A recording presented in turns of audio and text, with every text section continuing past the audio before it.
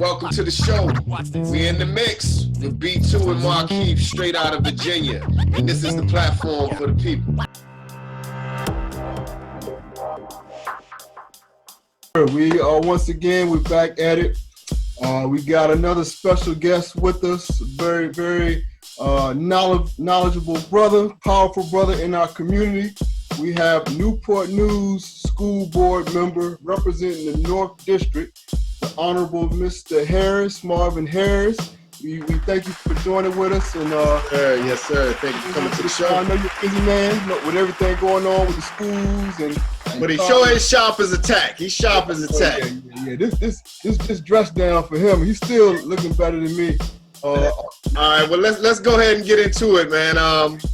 So we have Mr. Marvin Harris on the show today. Can you tell the people who Marvin Harris is? Yeah, sure.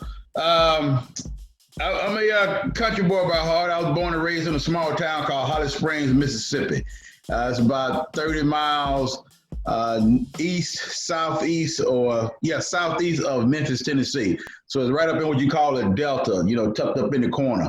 And, the town was about 2,800 people when I lived there. I left, raised by a single parent mother, a lot of hard work. You was taught earlier about politics and you understood that finances and politics, was cornerstones of and education was cornerstones of a community. And somehow, some way you had to be at that table somehow, some way. I left home at 17. And the reason I left home at 17 and joined the Army was I applied for a summer job when I was 16 or 15 or 16. My brother and a lot of other guys had got the job the summer prior. And I was looking forward to getting this job, to buy your Chuck Taylors and your Izos and all that good stuff to go back to school. And what year are we talking about? We're talking about, okay, I'm 53. So we're talking about 1983, give or take. Okay. Summer of 83, I remember like it was yesterday because I left home in 84. All right. I applied for the job and everybody was getting that notifications for the summer. You work at a swimming pool, parks and rec, or wherever. So that Friday you was going to start work. So guys started getting that notification Wednesday and Thursday, and they was all outside like, oh yeah, man, I'm going here. I'll be at the swimming pool. So I go in there and asked my mother, I say, I get in the mail in, my whatever you call that thing. She said, no, call up to the unemployment office. This was a Thursday at about 2:30. I called up there, a little old lady answered the phone. She said, back then you had to get your social security number, your whole 9 yards, right? Mm-hmm. So she said, give me about 5 minutes. And the lady got back on the phone. She said, oh, Sonny, I am so sorry. You was the next one on the list. And for a second, I'm thinking, okay, cool, just let me know where I'm gonna work at. I'm the next one about to get picked. Right. Like, no, young man, you was the next one on the list. We have everybody, right? Wow. And you can imagine that at 16 or 15, my heart just sunk. You know what I mean? All my hopes and dreams, aspirations disappeared, and in a flick of an eye. And I was, extremely hurt. And the reason I was hurt was because they said that you had supposed to meet a certain standard. Good in school, sports, extracurricular activity. No trouble. And majority of the guys that had got those jobs were guys that wasn't even in school. They got kicked out of school because they lived in my neighborhood. I knew. And so at that moment, I realized life was not fair. And it was a hard lesson. And I remember going back in my room and my mother said some profound words to me, and she's dead and gone now. But she said, you got two choices, You can stay back here and cry, or you can make them regret it. And me being the feisty young man I was, and I instantly became angry.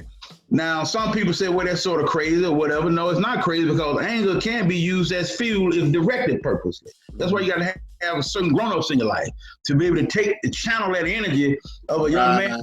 Right, and use it as fuel. Yeah. Now, if it's left unchecked, because it can go anywhere. And so at that moment, she told me, you got two choices. She didn't give me three. No great line. You got two choices. You can sit back here and cry, moan, and groan, or you can make them regret it. I never forget that. Now I'm saying at 16, I'm gonna make somebody regret it. Do I go up there and kick the door in or something? But so that hurt deeply. I felt embarrassed. I felt I didn't accomplish anything, that I had exceeded the standards, or whatever the case may be, and still fell short. And so at that moment, I realized that there's a different world out here. And right. So that was a growing point. Yeah. That was a growing point. And I think that's very important, because every person has a trigger like that, or may have a moment like that in their life. Some have it early, some have it late. But right. if you have no adult around to be able to help you make that right decision, because you will come to that point. And so that's the thing that probably saved me. And I saw the recruiter come in one day when we went back to school, and I said, that's it. That's my ticket. That's my ticket out of here. You know what I mean? And thank God my uncle was at home, because the Marine Corps almost had me. They were one hand raised away from getting me, and I got out of that one. And I joined the Army, and I graduated May 18th, and I was on the bus May 30th. That's how intent I was of moving on, Yeah. And I remember telling my mother, I said, well, one day they gonna call my name, just like this right here. She's, oh boy, get on out of here. You know what I mean? Because I was always talking big like that. Yeah. And I said, one day they gonna call my name. And 7 years later, 1991, I was stationed in Germany. We deployed for Desert Storm in Germany, went over and fought that war, and came back to Germany from Kuwait. And I had received a care package from my mother, and in the letter she had a newspaper clipping. And the newspaper clipping, they had gave her the key to the city in my honor. And so 7 years later, almost to the day, they called my name. And that's why I love Brother Marv so much, man. He's a brother full of experience, brother full of knowledge, wisdom that he always sharing it, and he always has he can tell his story like no one else. And you getting here to Newport News the way that you got here, now you find yourself serving on the school board. Yeah.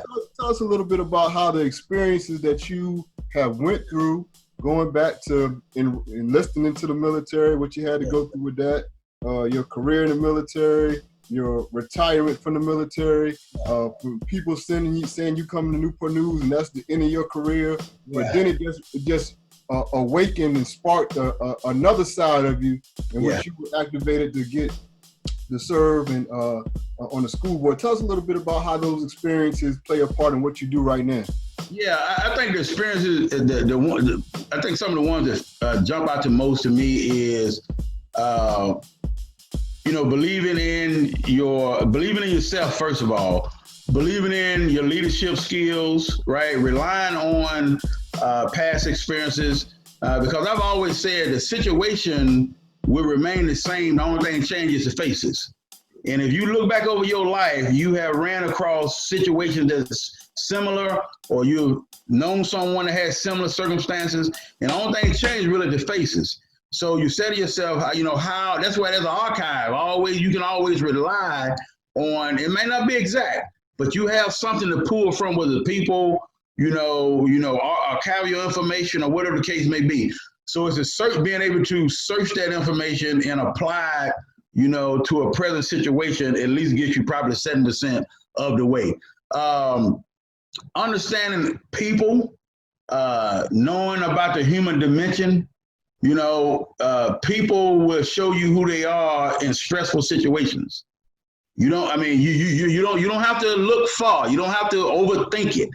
When a stressful situation, whether it's a family issue or whether it's a young kid dealing with stress for the first time, if you pay attention to how they deal in that situation, then it pretty much gives you the outline of that person, because your subconscious don't change. No doubt. When it comes to the school board, what was your aspiration to say that's what I want to do? What drove you to wanting to be on the school board? Yeah, what drove me to want to be on the school board was, I guess a lot of it came from a childhood. Like I didn't realize how poor I was until I left home. That's true. I didn't realize I talked funny until I left home. But I knew I had some attributes that the other guys didn't have. You know what I mean? I can handle stress. I can organize quick in my head. You know what I mean? I had a great perception of danger, or I know when to yield, when to pull back. So I knew that there was always something positive. I just didn't know what it was about me until life began to show it to you. So running for the school board, I realized that I wanted to run more so for when I say the youth, they're all young, but they all got different transitions in their life, whether K through 6 or whatever. And the secret to success is from conception to 6 years old. Mm-hmm. And I knew after, being in the government so long, I knew that policy dictated. Mm-hmm. Because at the end of the day, somebody's going to say, well, was that policy or was that the regulation? Even though they might have gave you the green light, they always going to go back and go, was that policy or was that the regulation? Right. And so I realized that I could best serve in that capacity, because then I could try to mold or shape policies and procedure that could help the unfortunate, okay? And especially young Black men, I knew that me growing up with a single parent mother, but she was a strong woman, and I had other males in my life, uncles, cousins or whatever, because it was a small town. That was easy for me to maturate, in the right direction. Right. But at the same time, I knew others didn't, and a lot of my friends went to the wayside because of that, and thank God for football coaches and math and science teachers. So I just wanted to get in there and change policy, have direct policy that could positively affect, especially our youth. I mean, the youngest of them, because from 0 to 6 years old, the brain operates in what you call beta waves. The child, we can't change it. We can't stop it. They record everything subconsciously. Everything's recorded at that age, because that's what the brain does to get the child ready for the rest of this crazy world. So they have to receive all information in, regardless of what it is: smell, taste, sound, music, whatever expressions of humans. So all of that comes into play. And if you notice, even in old times, a child would be basically sterile from the community until they became a certain age. And that's the reason why. Because whatever you implant at that moment from 0 to 6, once you implant it, my mother taught us how to read. My mother only went to the 8th grade because they had to work and pick cotton, right? So education was always at the forefront. And she used to tell us, no one can take what you ever know. So even when we was little and you could barely see over the bed, she would haul me and my brother in there before we went to bed. She said, okay, spell your name, your social security number, your date of birth, right? Your address, your home telephone number, next of kin, right? So before I could barely know what was going on, I was reading it. Now I was stressed at that moment because I knew I had to perform. So as a young kid, you stress or whatever the case may be, but it clicks. You know what I mean? Then I could rattle it off. I said, okay, I better remember this so I can get on out here and go play or go. Right. But in turn, she was teaching at that early age, an impact on us that I had to be able to make sure I had this right here together. And I don't think sometimes our environment doesn't lend for young parents to actually isolate their child, impart the discipline and knowledge on that child. Even if they can't do it, somebody else has to, And so by the time the kid goes from 7 years old and starts becoming a teenager, then the brain wave switches over to what you call theta waves, THAEA. So now that's where theater comes from. Now they have to act it out. So when you see a child acting a certain way at 10 years old, that just didn't happen last year. That was something that happened over a period of 6 years. You know what I mean? And so I just felt I could at least get in there and start imparting some of that policy, early childhood education, ensuring that the school division, place those resources where they need to be placed, and things of that nature, And so let's shift the conversation to the times that we're in right now. A lot has changed. Of course, as well as anybody else how long the kids have been out of school, and now what is going to be implemented as the new school year comes up. Right. Can you tell the people how that picture is going to look going forward. Yeah. Yesterday, Tuesday, the school board, Newport News, voted to go full virtual based on all the surveys that we had put out. And something interesting is prior to a month and a half ago, when the survey went out, about 13,000 respondents answered. Parents, children, the community, and everybody was in favor of, either bringing the kids back to school or a hybrid plan that would have been a mixture, right? Fast forward 2 weeks ago, when a lot of the reports started coming out that, this thing was not under control, we did another survey. Overwhelmingly, about 60, 70% of the people now switched over and said, hey, no, forget it. I'd rather just, we'll go virtual and see what happens over the first 9 weeks. So we voted to go virtual for the first 9 weeks. That's going to look different, right? Because, like I said, look different, but it's going to be different for everybody. And this is why this point right here is so important, that the theory of it takes a village to raise a child / educate a child is now going to be tested. Yes. So which means counselors like Marcellus can't do it now all by themselves. It's going to require, the neighbors, the families, or whatever the case may be. So that's why they're continually encouraging family members to maintain that contact. Will there be leeway or each? I'm sure there probably will, because we're trying to ensure that every child has a hotspot, right? Which Newport News got ahead of that back in March. The IT guy saw this coming down the road. I didn't think of this until they said it. They started ordering Chromebooks and laptops back in February, as soon as the pandemic started ramping up. Lo and behold, guess what? People had to stay home. People didn't have computers. And we started getting the orders in. So that's one way that the school division led.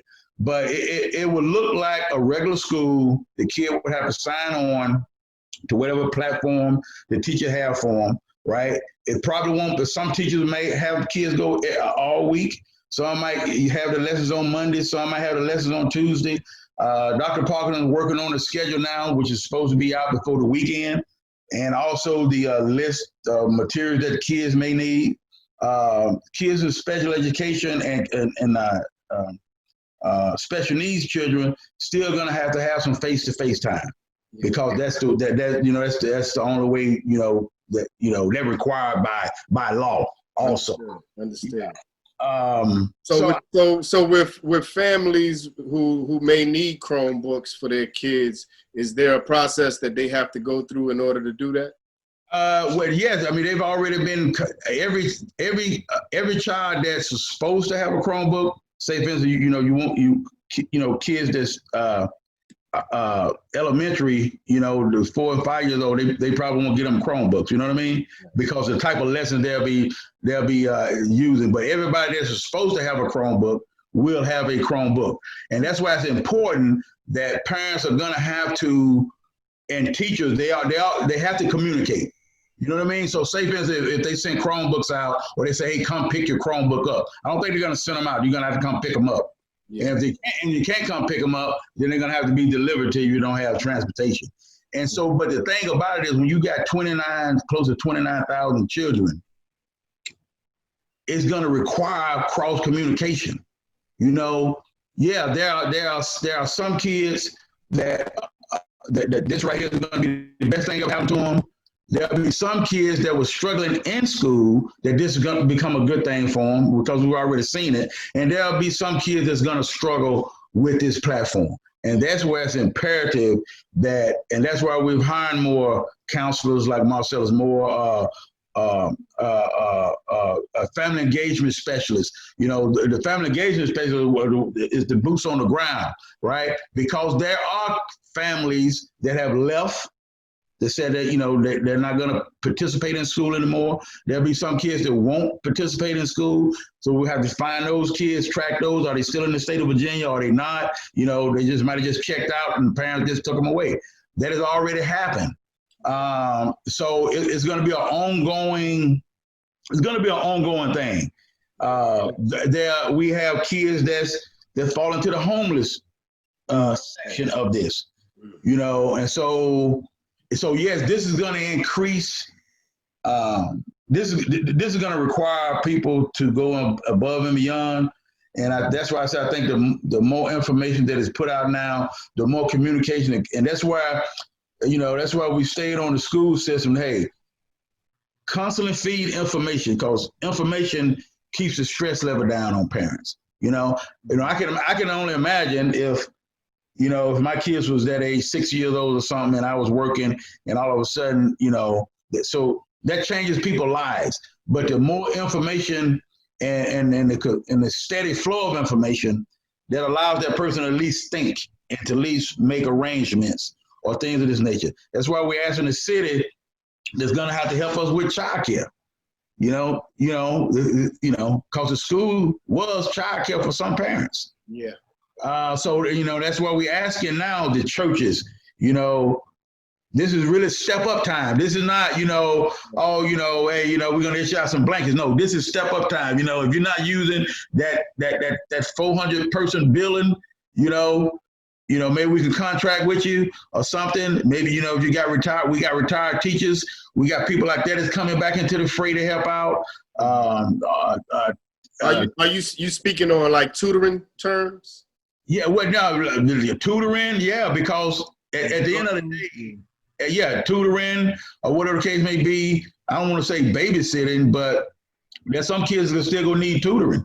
You know, you're gonna need that instruction, that personal face-to-face instruction. Now, some of the you know, the meetings that you guys have been conducting since March, and the conversations that you have once this we've been in this pandemic, what is the thinking or the feeling of how this is going to play out in the future when it comes to education moving forward? How will this year 2020 impact how education looks in, say, 2025 and moving forward? What are some of those conversations that you guys are having now to prepare for what the future may look like? You know, and that was part of the 2020, 2025 5-year plan. Like any organization, you got to plan at least, you know, 5 to 10 years out. Right. And that is part of it. Actually always been part of it, because, you know, they got something called Virtual Virginia. Okay. And as a public school division, you know, we have always fought against that because the money follows the child. So we've had. Can you explain that? What does that mean? Okay, Virtual Virginia is an online platform that the state of Virginia owns and have. So if a parent, which I received many calls over the last couple of weeks, some not so good. Hey, I'm going to take my kid out of public schools and we're going to educate at home under Virtual Virginia. And I told the parent, I said, once you do that, you now become responsibility of the state, right?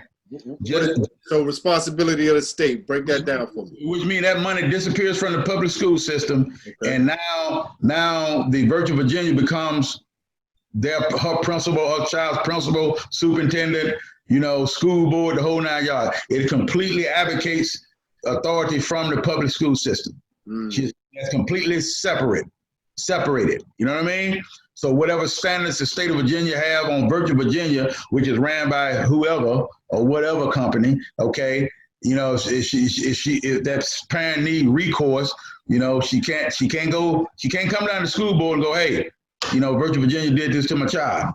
You know, there's no more responsibility. So I think once a lot of them realize that may not be the best route to go, you know what I mean? So, you know, we're going to, you know, run with the public school system as far as virtual.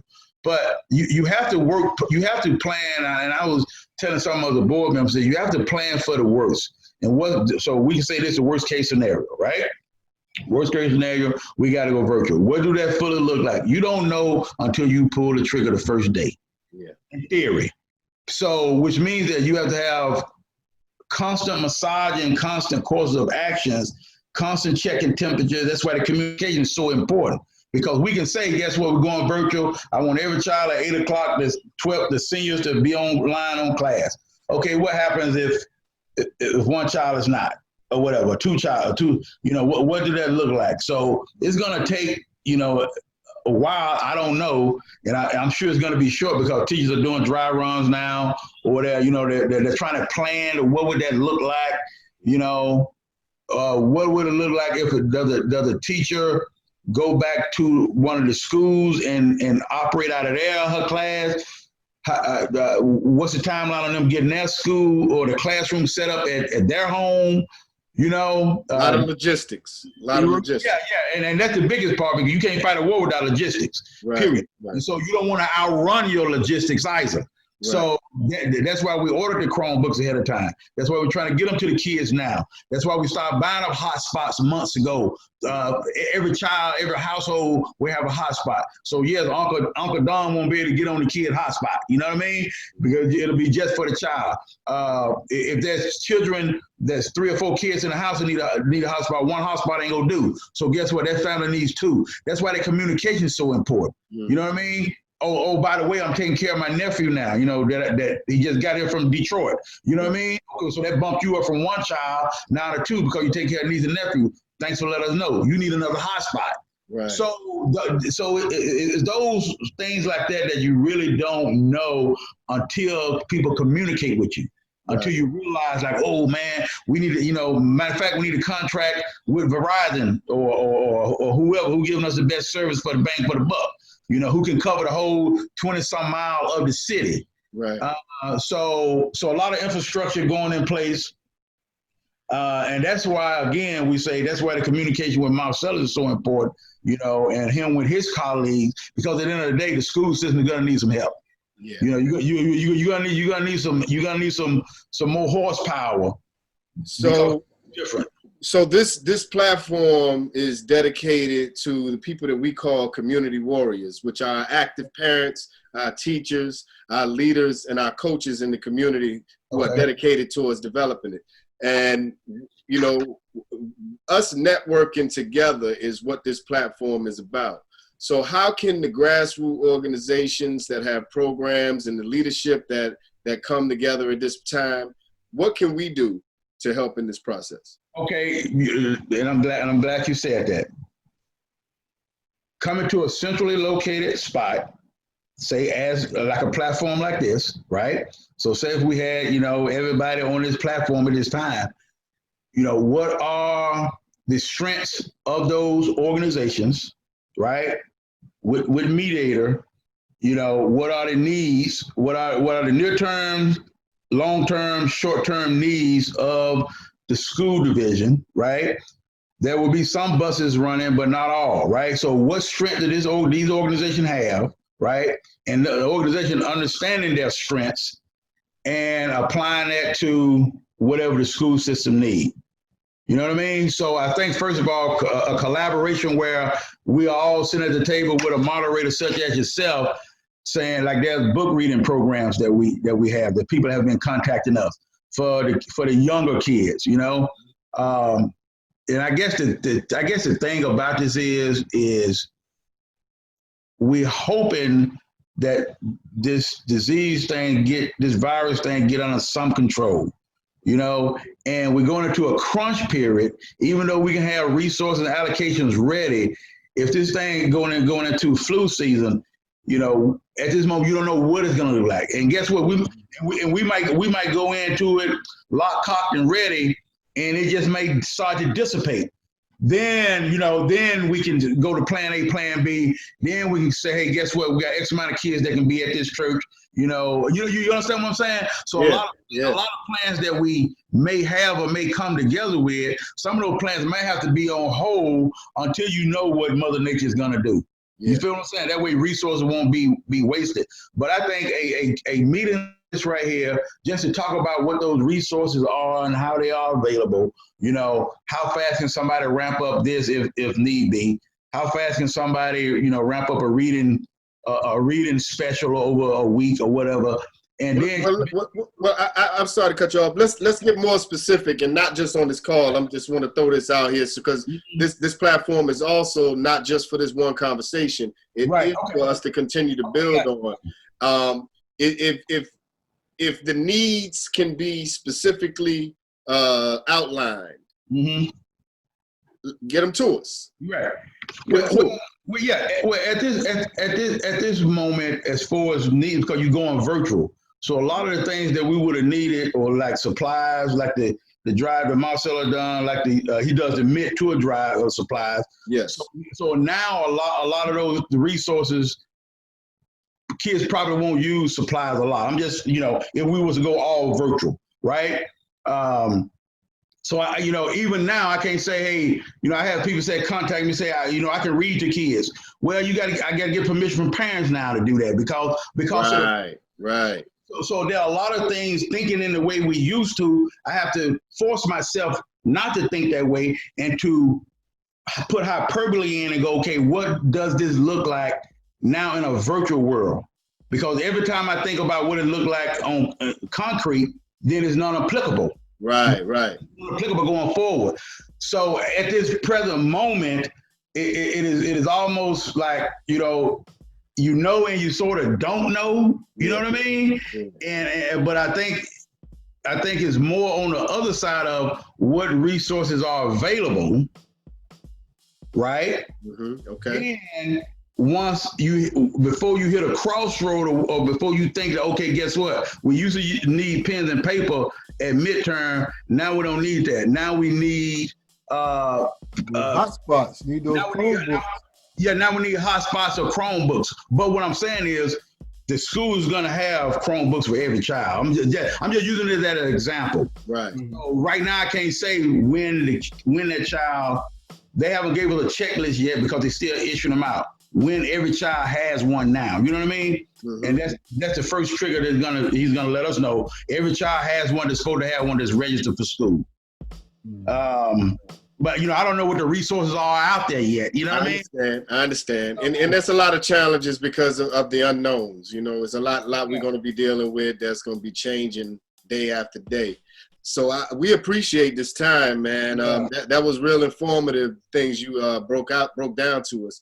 But again, just like you said, we're gonna continue to build on this, and on our side, or at least on my side, I can start to speak with some of these grassroots organizations, some of the leadership, and see what resources that they are thinking they may be able to bring to the table, and I can bring that for you. But you know what? And I would appreciate that because again, it's one of those things where because when you haven't experienced it, then you have to really tell your thinking. You have to really be conscious that, okay, I can't think, that every child's about to get on the bus and they about to go get dropped off at school and da-da-da-da. So, in my mind, you can run down resources that you need. But no, the child is going to be home, okay? We don't know where the child's gonna be home alone until mama get off work or mama went to work at 11 o'clock p.m., get back in at 8. The child is prepping to get online. You don't know those details yet until, you know what I mean? We don't know those details yet. I can say we know that's gonna happen, but to what extent and to where? And I think for to be more of social organizations actually helping going into the households now saying, hey, okay, who in here is going to have to be gone or go to work? And I think I would love to have a picture of that. Like, what 28-year-old has to go to work with the 7-year-old at the house that has to get up and get online. You feel what I'm saying? Right. That's why we meant by, as far as partnerships, or other family members it's gonna be critical, man. This is gonna be a rough one, man. Because one of the things is gonna be needed is to keep the spirit of our kids engaged. And school is a safe haven for so many. Just the academics, the activities, the athletics, and the art, and these programs that they won't be able to physically be able to do. But that's why it's going to be vital for kids that have been a part of sports teams or dance teams or these other clubs, Boy Scouts, Girl Scouts, that these leaders, basketball, football, baseball, everything, they continue to reach out to these kids, especially during this time, more so than ever. You know, you might not be able to have a mentor that can go to their house every day, but reaching out, phone call, text, however they can get in contact with them once or twice a week, it's going to be pivotal, because like you said, those partnerships are going to help keep that spirit engaged and alive, because and you're sort of a mental health counselor yourself, Brother Marv, and you talk about the depression that can sit in for these kids if you don't stay actively engaged. And I know you guys have been doing, when I say you guys, the school board, y'all been having some difficult decisions to make. A lot of planning has been going into what you have recommended for and approved for this first 9 weeks at least. And now, is like you said to Brother Markeith, is about us coming together. It's going to be important that we come together, all of our grassroots organizations, our faith communities, our elected officials, and you and I stay engaged in conversations quite often. But it's more important than ever for us to be together in this, not just for the betterment of the community, but more so for our most precious commodity, which are our babies. Yeah. And B2, thank you for saying that about the phone calls, and that's a good one, even though I might have heard it, but it went through. But no, because I know people are gonna do wellness checks when school starts, because now you got a child on video, right? But prior to that, there needs to be some initiative. There need to be some family communication building now, you know, where if the teacher know or principal know or whatever, who they're assigned to now, what child is going to be in school now, to start reaching out to those parents. I know they're doing it electronically, but there's nothing like a phone call from a teacher to say, okay, I got these 10 students. Principal, give me the contact list. You know what I mean? And just start making those phone calls now before school starts. You know, hey, I'm gonna be your 7th grade English teacher. You know, I'm just calling to check on you. Right. How's your mother doing? Or whatever. And you know, child might say, well, my auntie is raising me. Okay, boom. Now that person has the insight. You feel what I'm saying? Yeah. So there's gonna have to be some lead-in conversations like that early and often. You know, because that's what we call eyes and ears. You know, that teacher, like you as a counselor, you could tell when a child. When you talk to a young man in the hallway, because you were sensitive to their needs, and that's one of those things I've been trying to push since I've been there, is that, you know, just don't become a teacher when the kid walks in and sit down, because that kid was I say every child is successful if they can make it in the school building and sit down. That kid is successful, because you don't know what they had to get through just to show up to school. True. You know, and so therefore it now becomes responsibility of that adult to ensure that child get the love and get the caring, get the understanding, along with discipline, you know, hard teaching or whatever the case may be, but also apply those soft skills so that child is fueled up, battery power charged up. So when that child do leave and go back home, he or she has enough strength to get back to the classroom. And over time, that builds that capacity. And then now you have a child that can fly on their own. But it initiates with us grown-ups. So we can't expect kids to have grown-up conversations when they haven't even been shown, you know what I mean? They even been taught about it. And so that's why I don't have sympathy for when someone's in charge and doesn't use it properly. You know what I mean? That right there just, you know, so that's why I always tell administration, or try to tell them that, hey, you know, make sure these teachers are sensitive to the needs of every child. And it's amazing what a phone call would do. Yeah. It's amazing what a phone call would do to a child. You know what I mean? When they are unexpected. You know what I mean? Right. Personalization. Yes. But you know, this was a great call, man. It is a lot that we're about to deal with, and just as you were breaking down, even though you've got a lot of details, it's still so much up in the air. You really can't pin down every single point of it. So, you know, again, we're gonna build on this call. You'll begin to shout back. And what we can try to do on the next one is maybe get some of the support on this call with us and have that discussion, because we really do need to figure it out as families to be able to get through this, because there is going to be a lot of decision making with people. Do I go to work or do I not go to work? What do I do? My kid is 6, 7 years old. I have no babysitter. I can't afford it. What do I do? There's going to be a lot of those type of questions coming up. And just like B was saying, emotionally and mentally, our kids could struggle through this along with everything else that's happening in the world right now. We've already been quarantined with the kids at least since March. And now we're going into another year that this could actually, we don't know the kind of damage it would cause because we didn't have to face this when we were young. Right. You know, these conversations, these open conversations with the kids and keeping them on point, keeping them in the I want to learn mentality, you know, that's going to be super important not to break that chain, especially for the youngest ones. Yeah. But I appreciate you, man. Yeah, no, I definitely want to come back probably, you know, a little bit later on as we creep toward, you know, opening or whatever the case may be, because things have been changing by the week, not as far as structure wise, but as far as how parents and guardians are preparing themselves, or, you know, how do they feel about it, where the stress points are at, which is some of the ones you mentioned. So this is the first time they've heard this. Okay, guess what? We're going forward virtual. So now you got to let that sink in.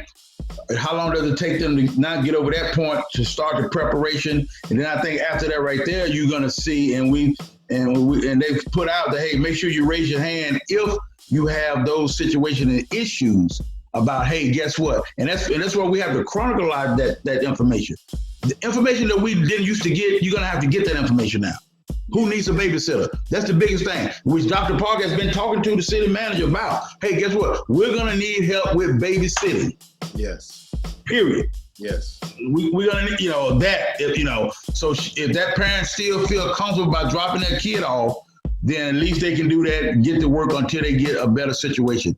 We're gonna. So just stuff like that right there, you know? Yeah, we got a lot, man. Well, B, you got anything to say before we sign off? Like I said, appreciate you, my brother, as always, man. You always sharing that knowledge that you have, and we definitely appreciate you spending some time with us to help us get the word out on what to expect and what we can do to pull through and ensure that our babies, our teachers, our staff members, and our community as a whole continues that level of education that we all need. And, new time, new day, but you guys, the school board, I commend you for the work. Like I said, it wasn't an easy decision for you guys to make with all that you were facing, but you did it and thought about the health of every individual that's going to be impacted. So appreciate you as always, my North District colleague. We got some other things we're working on as well that we'll be sharing. But thank you again, my brother. Yeah, and Markeith, Mr. Markeith, thank you. Yes. I really appreciate it, man. You know what I mean? It's good. It was a good discussion. Great platform. I can see myself coming back on with some updates. You know. Yes. And, you're a great moderator, and of course B2. Appreciate all your service, man. Like my coach O.P. White used to say, hey, when you put in a new play in the Super Bowl, but this time we might have to. You know what I mean? That's why I love you, Bob. You always got one for me before I leave. Yeah. Hey, Mr. Marvin Harris, you are in the mix.